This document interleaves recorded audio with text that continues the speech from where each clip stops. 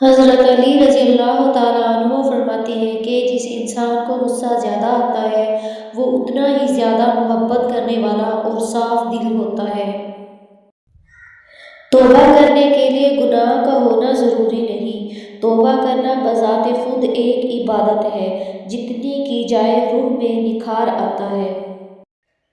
عورت کی گود اور مرد کی جیب اگر خالی رہ جائے تو دنیا جینے نہیں دیتی۔ بن روئے تو پیاس بھی نہیں کٹتا، پھر یہ تو زندگی ہے ایسے کیسے کٹ جائے گی۔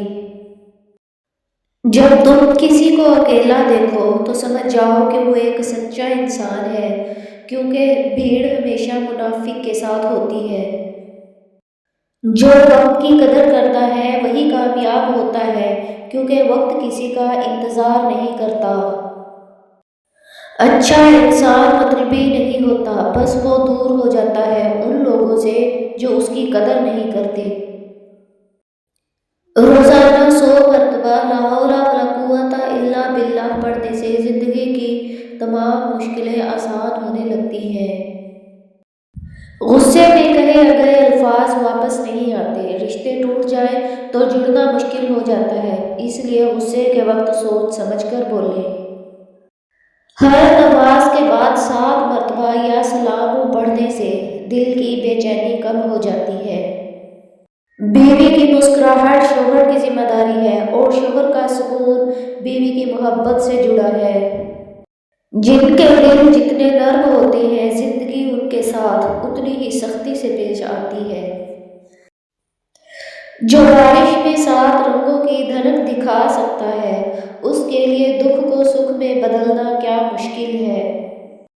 وہ انسان کبھی ہار نہیں سکتا جس کی امید اللہ پاک سے ہو۔ اپنے سب راز اللہ پاک کو بتایا کریں، اس سے بہتر پردہ رکھنے والا کوئی نہیں۔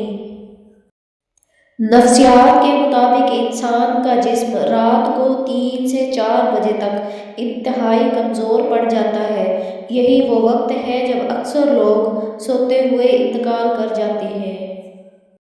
سچائی اور نیکی کا راستہ مشکل ضرور ہے مگر منزل بہت خوبصورت ہے، اور برائی کا راستہ آسان ہے مگر منزل تباہی ہے۔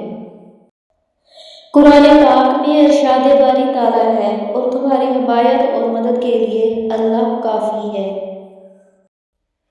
بیوی کا قد شوہر سے چھوٹا ہی ہونا چاہیے، کیونکہ جب بات کرنی ہو تو بیوی سر اٹھا کر بات کرے اور شوہر سر جھکا کر سن لے۔ جس عورت کا نام ایم سے شروع ہوتا ہے وہ بہت پیار کرنے والی، کیئر کرنے والی اور حساس طبیعت کی مالک ہوتی ہے۔ جس عورت کا نام اے سے شروع ہوتا ہے وہ عورت بہت نرم دل، رشتوں کو جوڑ کر رکھنے والی اور سلیقہ شعار ہوتی ہے۔